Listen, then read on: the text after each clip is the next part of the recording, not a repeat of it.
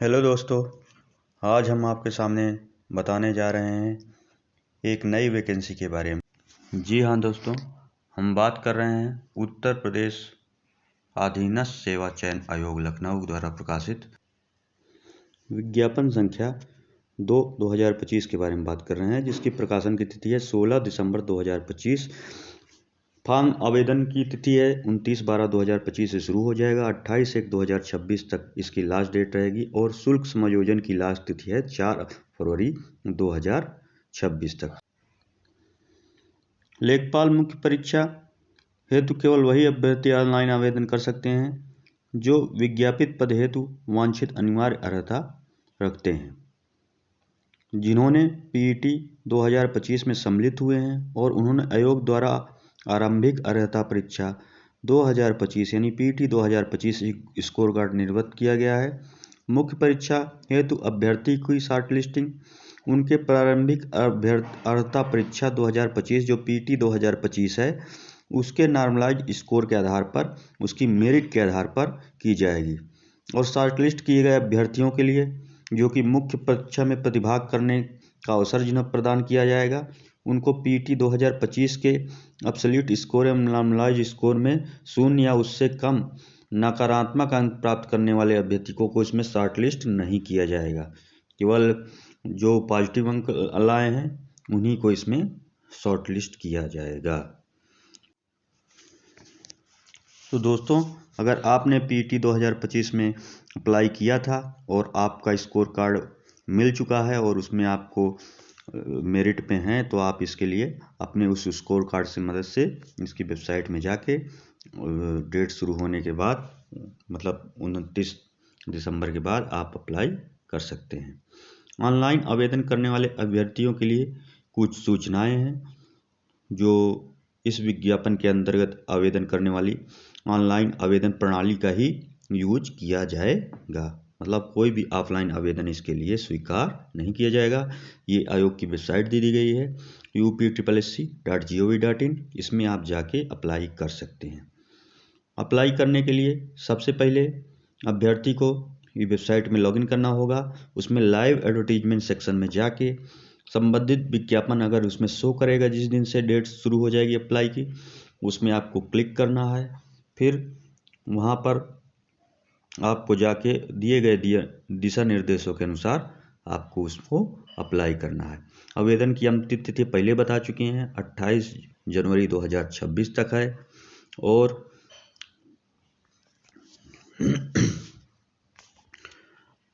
जो आवेदक आर्थिक रूप से कमजोर हैं, श्रेणी के अंतर्गत आते हैं, आवेदन से अपेक्षित हैं, वे आवेदन करने से पूर्व 1/4/25 से 28/1/26 के मध्य ईडब्ल्यूएस प्रमाण पत्र अवश्य बनवा लें। वित्तीय वर्ष 24-25 की आय का जो कि इसमें अपलोड होगा उसी के अनुसार ही ईडब्ल्यूएस प्रमाण पत्र के अनुसार ही उनको इस परीक्षा में छूट दी जाएगी। जो कि आवेदकों को उत्तर प्रदेश शासन के कार्मिक अनुभाग द्वारा ये पत्रांक संख्या दी गई है, उसके अनुसार जो फॉर्मेट दिया गया है उसी में आपको प्रपत्र को बनाना है। आवेदन प्रक्रिया से संबंधित निर्देश भी इसमें आपको देखने को लिए मिल जाएंगे। इसमें application authentication login through PET registration number दिया गया है कि पीईटी रजिस्ट्रेशन नंबर के माध्यम से ही आप लॉगिन कर पाएंगे। उसमें आप अपना registered mobile number email ID डालेंगे, उसमें ओटीपी आएगा। जो ओटीपी आप सबमिट करेंगे तभी आपको लॉगिन करने का ऑप्शन मिलेगा।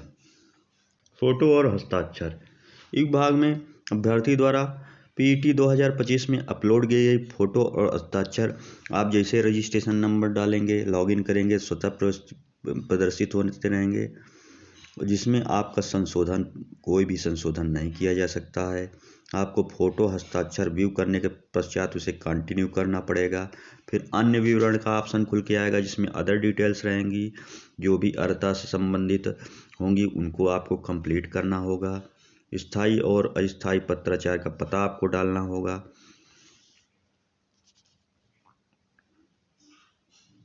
फीस का भुगतान एवं समायोजन एवं एप्लीकेशन फॉर्म सबमिशन जब आप पूरा सब कुछ भर देंगे तो आपको शुल्क पे करने का ऑप्शन आएगा। उसमें credit card, debit card, internet banking, UPI और एसबीआई ई चालान के माध्यम से आप पेमेंट फीस का कर सकते हैं। इतने ऑप्शन आपको उसमें शो करेंगे और जो भी आपको उपयुक्त ऑप्शन लगेगा ऑनलाइन पेमेंट के, इसमें देखिए आपको 4 ऑप्शन दिए गए हैं। एक ऑफलाइन पेमेंट का भी दिया गया है, इसमें बैंक में जाके आप कर सकते हैं। होम पेज में जाके एप्लीकेंट सेक्शन में जाके अपडेट योर ट्रांजैक्शन आईडी में जाके आप डबल वेरिफिकेशन के लिए अपना ट्रांजैक्शन आईडी में वेरीफाइड ट्रांजैक्शन आईडी के उपरांत क्लिक करने के उपरांत आपकी जो ट्रांजैक्शन आईडी दी गई हो वो आपको डाल के उसमें सबमिट करना है। और शुल्क का भुगतान असफल होने की स्थिति में पेमेंट एक्नॉलेजमेंट रिसीप्ट आपको शो होगी, PAR शो होगी। इसका मतलब आपका पेमेंट फेल हो गया है। तो आप फिर से होम पेज में जाके एप्लीकेंट सेक्शन में जाके अपडेट योर ट्रांजैक्शन आईडी में जाके डबल वेरिफिकेशन में जाके संबंधित विज्ञापन के सापेक्ष update your transaction ID double verification में जाके आप verified transaction ID button click करेंगे। उसके बाद आप एप्लीकेशन फीस का डिपोजिशन का विकल्प में जाके निर्धारित शुल्क आप ऑनलाइन या ऑफलाइन जमा कर सकते हैं। ऑफलाइन जमा करेंगे तो वहाँ का जो ट्रांजैक्शन नंबर मिलेगा वो आपको वेबसाइट में जाके बाद में अपडेट करना होगा, तभी आपकी फ़ीस वहाँ पर शो करेगी। अन्यथा आप ऑनलाइन के थ्रू भी पेमेंट कर सकते हैं। ऑनलाइन में 4 ऑप्शन दिए गए हैं, वही सबसे सिंपल पड़ेगा आपको। यूपीआई जो सबसे सिंपल चला, आप यूपीआई के थ्रू कर सकते हैं। डेबिट कार्ड, क्रेडिट कार्ड के थ्रू या इंटरनेट बैंकिंग के थ्रू आप अपना फीस का पेमेंट कर सकते हैं।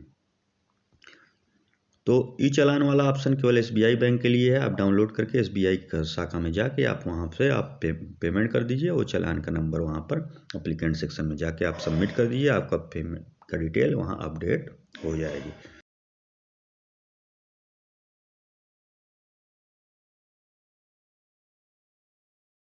जब आप फीस फाइनल सबमिट कर देंगे उसके बाद जब वहाँ पर स्टेटस अपडेट हो जाएगा शुल्क का, उसके उपरांत ही आप आवेदन पत्र डाउनलोड और प्रिंट कर सकते हैं। और आप डाउनलोड प्रिंट करके उसको फ्यूचर के लिए अपने पास सेव कर सकते हैं, जिससे भविष्य में कोई भी आपको ज़रूरत पड़े तो आप रजिस्ट्रेशन नंबर और प्रपत्र आपके पास सेव रहेगा, उसको आप रीप्रिंट करके फिर वहाँ पर यूज कर सकते हैं।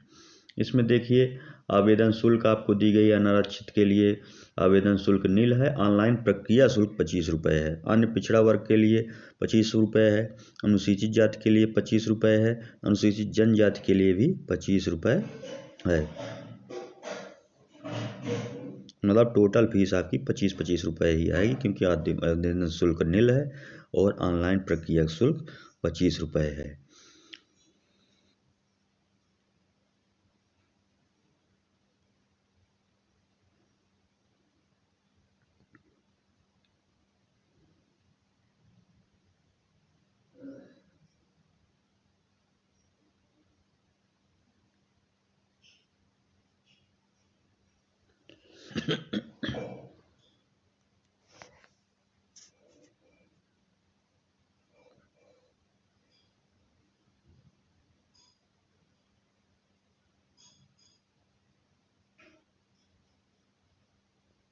आवेदन पत्र में संशोधन।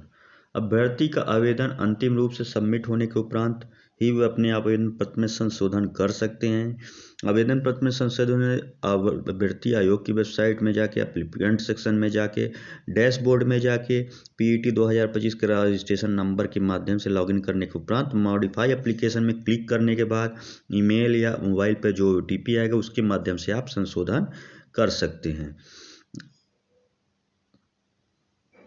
अभ्यर्थी द्वारा आवेदन पत्र को निम्नलिखित विवरणों को ही संशोधित कर सकता है। पत्राचार का पता हो गया, EWS या और कुछ कैटेगरी में चेंज करना हो, आवेदन में अनिवार्य अधिमानी अर्हता संबंधित दर्ज करना का विवरण दर्ज करना हो, वैवाहिक स्थिति को चेंज करना हो, तभी आप इन्हीं 4 चीज़ों को चेंज कर सकते हैं। इसके अलावा आप किसी चीज़ को वहाँ पर चेंज नहीं कर सकते हैं। पदों का विवरण भी यहाँ पर इसी में दिया गया हुआ है नीचे। तो इसमें देखिए टोटल आपको पदों की संख्या है 7,994, जैसा कि हमने पहले ही बता दिया। इसमें कि लेवल 3 की वैकेंसी है, लेवल 3 की वैकेंसी है। इसमें वेतनमान देखिए 21,700 न्यूनतम से लेके 69,100 रुपये तक का वेतनमान है। और अनारक्षित, अनुसूचित जाति, अनुसूचित जनजाति, अन्य पिछड़ा वर्ग, EWS आर्थिक रूप से कमजोर वर्ग के लिए कुल मिला के 7,994 स्थायी पदों की भर्ती यहाँ पर होगी। ध्यान दीजिए, ये स्थायी पद हैं, मतलब स्थायी अस्थायी दो टाइप की वैकेंसी होती है, लेकिन ये स्थायी पद हैं, यानी परमानेंट वैकेंसी है ये। कुल विज्ञित पदों की संख्या आपने ऊपर ही देखी। और ये देखिए क्षैतिज आरक्षण का चार्ट भी यहाँ पर दिया गया है, जिसमें हर कैटेगरी में कितना कितना सीट रिजर्व की गई है। जिससे विकलांग कोटा में कई तरह के विकलांग कोटा होते हैं, मतलब दिव्यांगजन कोटा जिसे आजकल कहते हैं। दिव्यांगजन कोटा भी कई तरह के हैं, सबकी सेपरेट वैकेंसी यहाँ पर शो करी जा रही है। बधिर और श्रवण शक्ति से जो दिव्यांगजन हैं उनके लिए अलग वैकेंसी शो कर रही है, स्वतंत्रता सेनानी के लिए अलग शो कर रही है। और यहाँ पर डिफरेंट टाइप से जो डिसेबिलिटीज़ हैं उनके फुल फॉर्म भी दिए गए हैं। जैसे HH का मतलब हार्ड ऑफ हियरिंग, मतलब जो सुनने की क्षमता में जिनकी कमी है। OA का मतलब 1 आर्म अफेक्टेड, OL का मतलब 1 लेग अफेक्टेड, DW का मतलब डॉर्फिज्म जिसमें बौनापन है, AV का मतलब एसिड अटैक विक्टिम। ये एसिड अटैक विक्टिम भी एक दिव्यांगजन की कैटेगरी में रखा गया है। और MD जो होता है बहु दिव्यांगता, एक से ज़्यादा मल्टीपल डिसेबिलिटी को कहा जाता है। और इसमें अलग अलग वैकेंसीज को यहाँ पर ऊपर चार्ट में शो किया गया है, वहाँ पर जाके आप विज्ञापन में देख सकते हैं। और आइए अब आपको हम वेबसाइट में ले चलते हैं जहाँ पर आपको फाइनल नोटिफिकेशन शो होगा। यहाँ पर देखिए UPSSC की वेबसाइट में हम आ चुके हैं। उसमें देखिए ये सामने ये शो करेगा आपको कि इसने एक ऐप भी लॉन्च किया है, वहाँ पर आप अपना डिटेल्स भी देख सकते हैं। उस ऐप को आप गूगल प्ले स्टोर से डाउनलोड कर सकते हैं। ये QR कोड स्कैन करके भी आप उस ऐप को डाउनलोड कर सकते हैं। इसमें आपको रिजल्ट सेक्शन भी देखने को मिल जाएगा और कई सेक्शन भी आपको देखने को मिलेंगे। तो आप चाहें तो ये QR कोड स्कैन करके या फिर प्ले स्टोर में जाके आप इस ऐप को UPSSC के ऐप को डाउनलोड कर सकते हैं एंड्रॉयड वर्जन के लिए, फ़ोन के लिए। अब इसको हम कट करते हैं तो हमारी ये मेन वेबसाइट खुल के आती है। इसे हम क्लोज करने पर ये हमारी मेन वेबसाइट में देखिए सामने नोटिफिकेशन मिल जाते हैं, जो ये आपको ये लाइव एडवर्टीजमेंट सेक्शन आपको राइट साइड में आपको देखने को मिलेगा। ये पूरा ब्लैंक चल रहा है, मतलब अभी तक उसका जो वैकेंसी है दूसरी वैकेंसी 2025 की है, उसका अभी एप्लीकेशन फॉर्म फिल करना चालू नहीं हुआ है। जैसे कि पहले बताया गया था 29 दिसंबर 2025 से लेखपाल की वैकेंसी का फॉर्म चालू होगा, लेकिन अभी तक फॉर्म चालू नहीं हुआ है, इसलिए लाइव एडवर्टीजमेंट सेक्शन जो है इसका नील दिखाई दे रहा है। तो जैसे ही ये फॉर्म भरना चालू होगा वैसे ही हम आपको अपडेट करेंगे और ये भी बताएंगे स्टेप बाय स्टेप में कि कैसे लेखपाल का फॉर्म भरना है। इसीलिए आप ये पूरी जानकारी टाइम टू टाइम रिसीव करने के लिए और आने वाली अगली वैकेंसीज के बारे में जानने के लिए हमारे साथ बने रहें और हमारे चैनल को सब्सक्राइब करें। ये देखिए नोटिफिकेशन, जैसे यहाँ पर क्लिक करेंगे तो ये नोटिफिकेशन खुल जाएगा और इस नोटिफिकेशन के बारे में और आने वाली अदर वैकेंसीज के बारे में हम आपको टाइम टू टाइम अपडेट करते रहेंगे। इसके लिए आप हमारे चैनल को ज़रूर सब्सक्राइब करें और ये अगर वीडियो अच्छी लगी हो तो ज़रूर से ज़रूर इसको लाइक करें और शेयर करें। धन्यवाद।